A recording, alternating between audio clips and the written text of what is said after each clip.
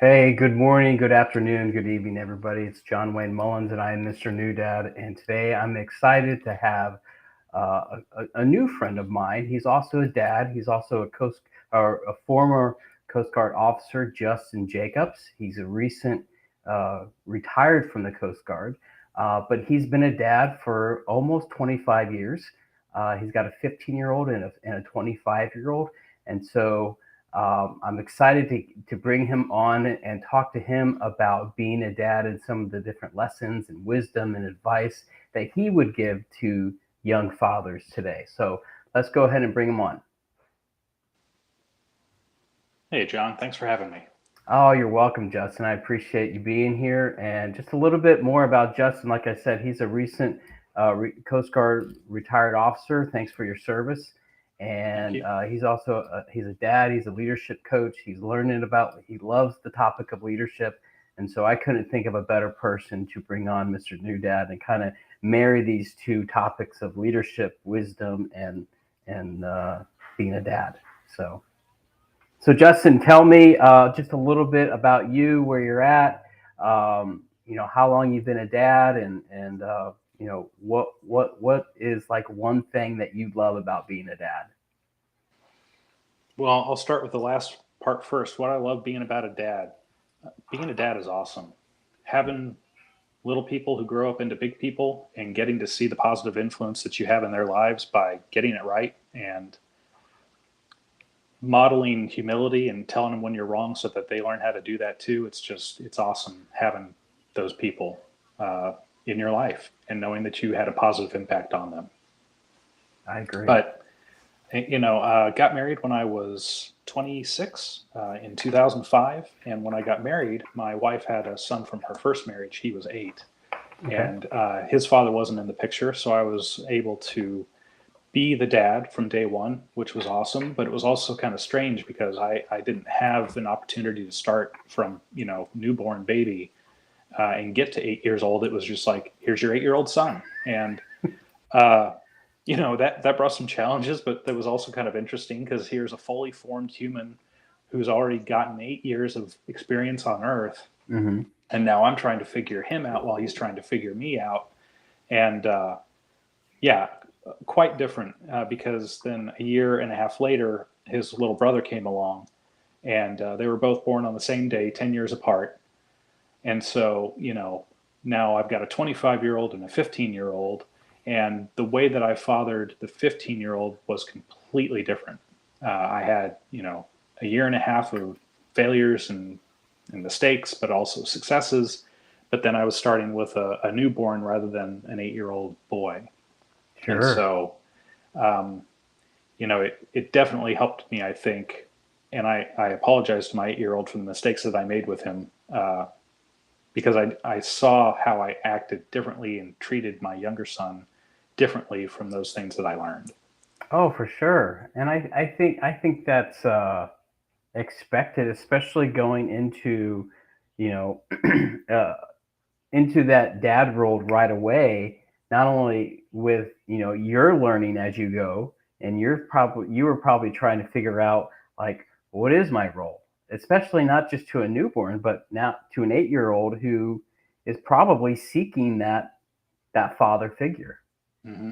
So yeah, so I'm sure there was a lot of, like you said, you father your younger son differently than your older son. But when we're talking about, and we're talking about the topic of modeling behavior today, what were some of those challenges, and when did you realize that you had to start modeling the behavior in both of your sons? I would say that it was something that I knew before I became a father. I knew that as a father, I wanted to be somebody who had a name that was respected by people that knew me. I wanted to be somebody who was seen as having character and good virtues. Uh, and I wanted to inculcate those into my children. Now, what I wanted to do and what I actually did didn't always meet the mark. I made, a lot of mistakes and learned I have a very quick temper or had a very quick temper. One thing I had to get over was the fact that I thought that when a child disobeyed, it's because they were purposely trying to make me angry, rather than they were disobeying because they're little people that make mistakes and just do what they want to do, and it had nothing to do with me. Right. And learning that lesson helped me to not get angry as quickly. But it also was a way for me to realize that they're going to pick up on everything that I do. They're going to take my bad and good mannerisms and they're going to replicate those. And did I want to be responsible for letting my sons have bad character traits because I had presented those to them as something that was acceptable? Mm-hmm. And so that was the thing that reinforced in my mind that if you don't want them to be a bully, if you don't want them to use bad language, if you don't want them to be the trouble child in school, you've got to model the positive side of all those things. And when they do the wrong thing, you've got to let them know that it's not acceptable. Mm, wow. So it really does start, and this is what I'm learning, being the father of an 11-month-old, is it really starts at home. It starts in the way that they see two adults interact, the way they see two adults engage in dialogue and disagreements and communicate and show love and affection. Um, wow, that's awesome. So moving on, you're in this new role as dad, being a father figure now, or a father to an 8-year-old. What were some of the challenges that you kind of experienced yourself learning this new role, and how important was it that you uh, intentionally learn how to be a dad? Through trial and error. Yeah. My wife had been a single mother for his life, and that made it easy because he saw me as dad right off Hmm. the bat. It wasn't Mr. Justin or Uncle Justin, it was dad. And I adopted him as soon as I was able to. He was my son, he took my name, middle and last name, actually, Oh wow. which, yeah, just blew me away. And so he was totally invested in being fathered by me. That was huge. Hmm. At the same time, his mother had grown up in a household where the father was the disciplinarian. Hmm. The mother was there to teach and to nurture and to do those things, but when it came to discipline, that was my responsibility. And she gave that to me very early on, Hmm. and I wasn't prepared for it. I was 26, which I think is on the younger side maybe, especially for wise fatherhood.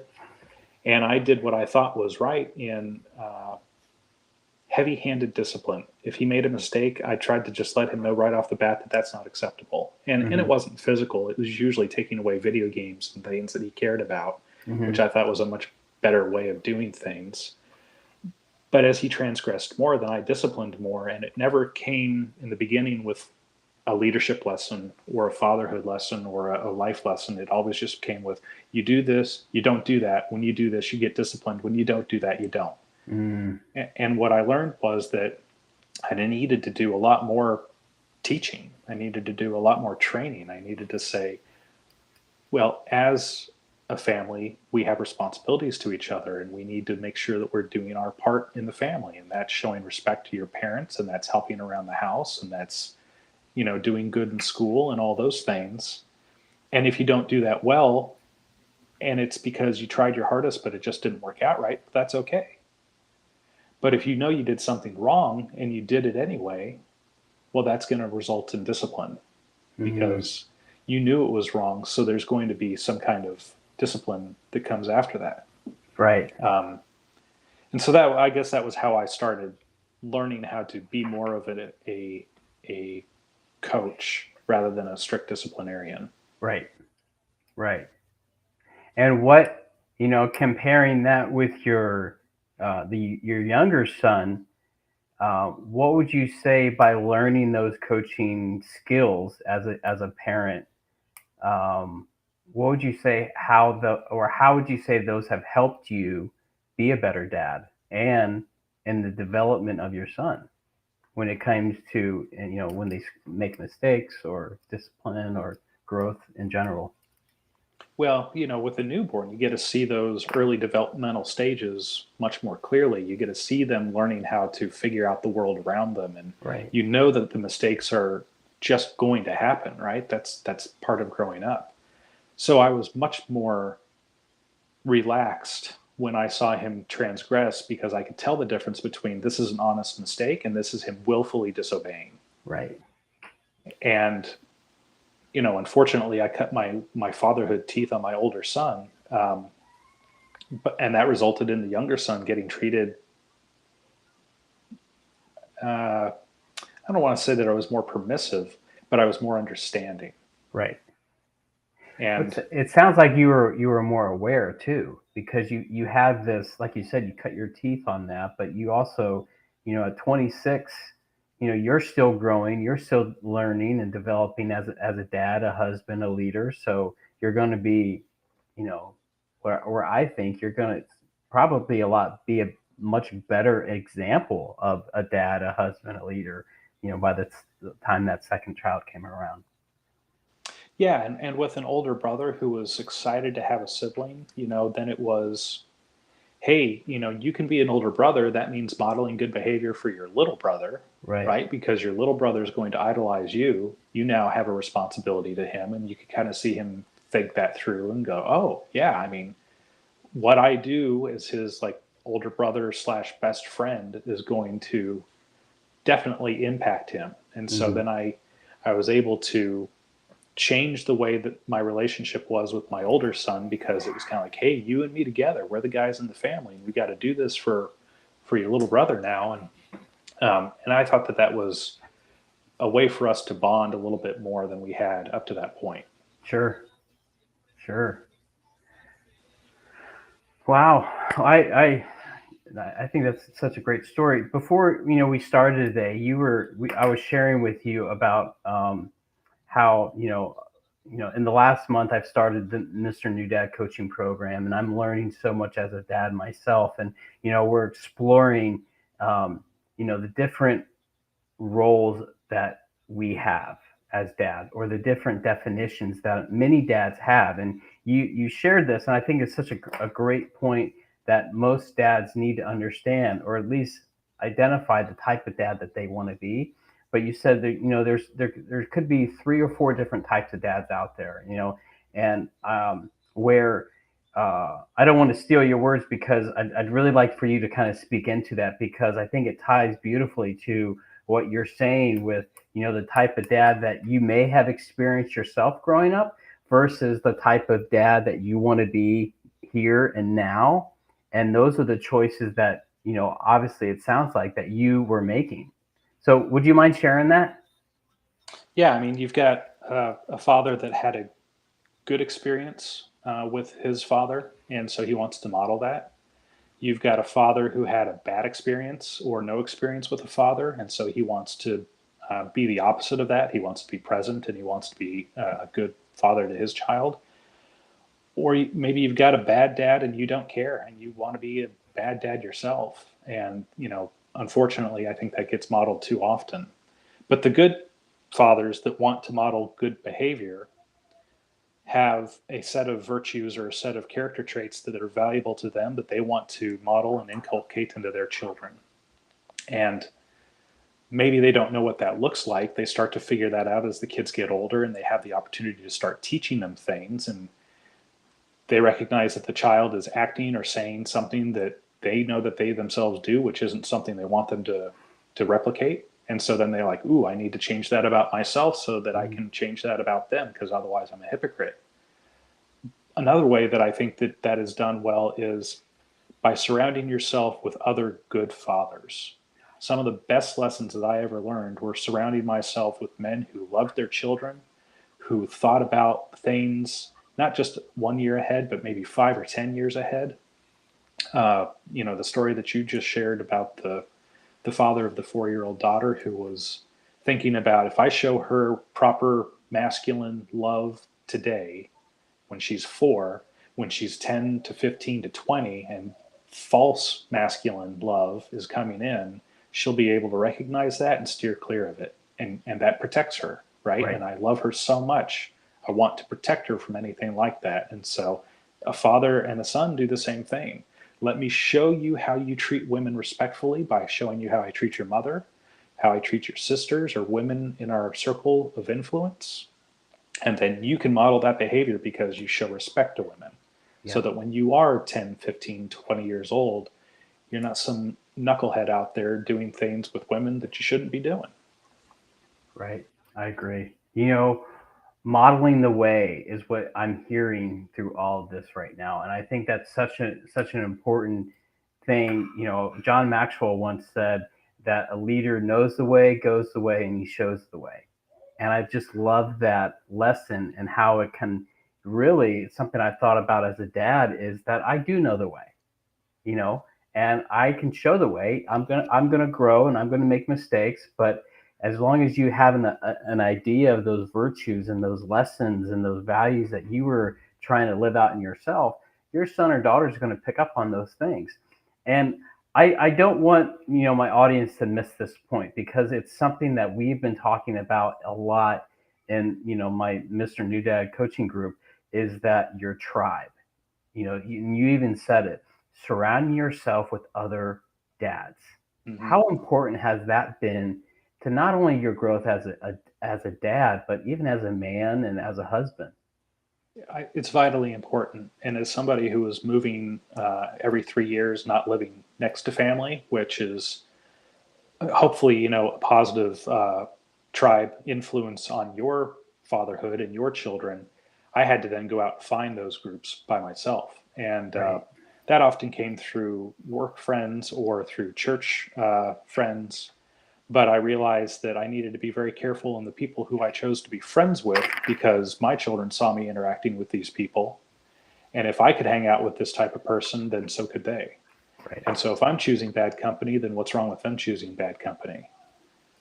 And so I believe that to be a good father, to model good behaviors to your children, you need to have extremely strong, positive friendships and relationships around you because those friends, those family members that are in your circle will also be training up your children. I actually asked friends of mine when my oldest son was getting ready to go off to high school to come alongside him and take him out to lunch by themselves so that he could talk to them, ask questions, tell things that maybe he hadn't even told me to these friends in confidence Mm-hmm. because he knew they were trusted. I was friends with them. They had spent Oh, time with them in backyard barbecues and whatnot, right. and they were a trusted member of the tribe who was going to give good advice. Oh, I don't know if many of you just caught what he said, but that's just a golden nugget of wisdom right there of, being so intentional about surrounding yourself with like-minded dads that you and your wife trust, that when it's time for, your son or daughter needs someone to talk to, they can go do it because you've modeled that friendship. You've introduced them that to it. And I think that's so important that just like you said, if you have these bad relationships or bad people, or you bring around people that are just like a bad example or a bad influence, think about the message that sends to them. Oh, well, daddy's friends with so and so, and he does this and he does that. It must be okay. That could really come back to bite you if you're not, if you're not aware of, what that person is doing or that message is causing in your young son's mind, so, or your young son's or daughter's mind. So and I agree with you, Justin, is I'm a few years behind you, but I've been in the Coast Guard Reserves for 22 years, and I've moved around a lot when I was on active duty, and trying to find that tribe is, it can be hard. Mm-hmm. um you know what advice would you give to the young dad who may not have a lot of friends, or like, where can you find those good friendships? Where would you start? For me, it was church. Those church. It's an easy button in a lot of ways because you're going to a group of people who say that they believe the same things that you believe. Hmm. Why we're here, what we're supposed to do while we're here, the way we're supposed to treat other people, and so that was just for me an obvious group of people that I could always align myself with. Uh, Second for me was work. Coast Guard units are usually pretty tight knit groups of people, usually filled with really good people. And depending on where you were in the organization, you either could or could not hang out with those folks, depending on whether or not you were in a leadership position over them or whatnot. But you know, anything that you enjoy doing, whether it's sports, whether it's, some kind of outdoor activity, there are groups around that have that same desire to do that thing. And you can go out and you can hang out with those people and ride a bike or play a game of softball or do whatever the thing is. As you get to know that person, you're then going to realize whether or not there's somebody who you would want to be involved in your child's life, somebody that's going to model good behavior with you, or if they're just somebody that you can do that thing with, but you're not going to necessarily invite them over for a barbecue. Mm-hmm. And so each place that we moved to, whether it was through my wife's friends and associates or my friends and associates, we kind of purposely built a group of people that were our core friends, that they would come over to the house and we would barbecue and we'd play board games. And sometimes the kids were included, sometimes the kids weren't. Mm-hmm. But we wanted people who were going to be able to show our children, this is what good friends look like. This is what Yeah. positive people in your life look like. And they'll be there to help you when you need it, and you'll be there to help them when they need you. And each time that we left, it was hard because we knew we were leaving those people behind for Right. maybe the rest of our lives. But we were thankful for the short period of time that we had with them. Sure, sure. And you have a story about you shared it with me the last time we talked about that group of friends, that men's group that you are a part of, that you've been a part of. Mm-hmm. You said that they're such a tight knit group, and they've poured so much into you, and you've poured so much into them, that you're actually staying there in Northern Virginia just to be around them. Is that right? Yeah, we were here in the Northern Virginia area from 2013 to 2017, and then got orders to Alaska.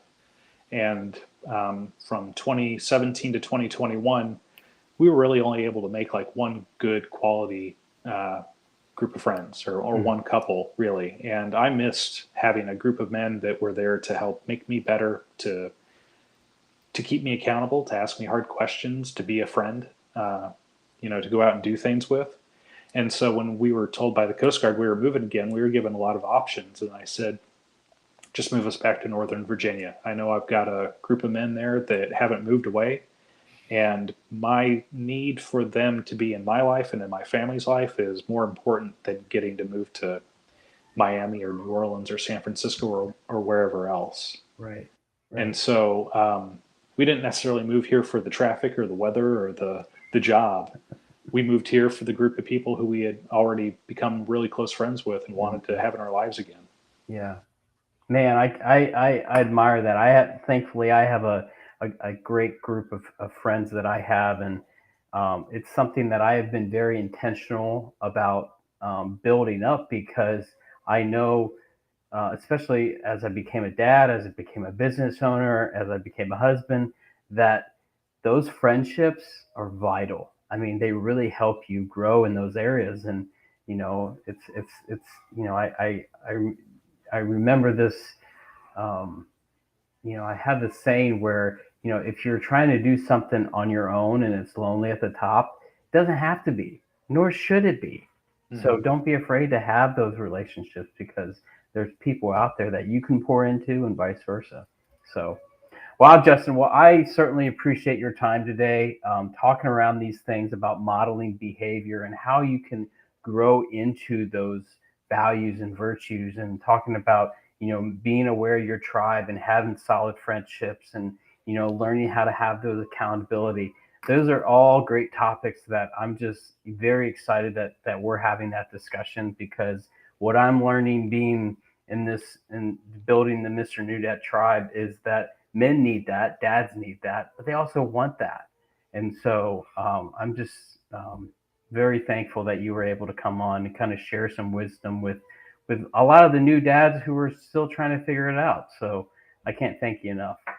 No, I appreciate it. It was a lot of fun. Yeah. It's good, I think, even for, quote unquote wise people like me, to think these things through, to talk them out, because I'm still a dad to a 15 and a 25-year-old, right? Oh And the yeah. 25-year-old is at a point in his life where he's saying, what do I do for my career? What do I do for my life? How do I decide where to live? And a 15-year-old who's going through similar things, it never ends, right? No, it doesn't. And My so, dad's 71, and he's still being a dad to me. So mhm. yeah, it never ends. So I agree with that. So all right, well, thank you everybody for listening. If you've watched the entire show so far, thank you. We're going to be doing this each and every Monday night, where I'm going to be either coming on live and talking about this, or bringing on guests like Justin and sharing wisdom with the group. And so be sure to follow. And if there's any topics or anything that you'd like to learn about, or me to discuss, or even introduce me to someone in your network, I would love those opportunities, because just like I was saying, there are many dads out there who are trying to figure out this dad thing out on their own. And I think that's the worst place for you to be. So join the community, get plugged in, ask questions, learn things, because it's just going to help you to be the better dad that you want to be. So have a great night, have a great week, and I'll talk to you soon.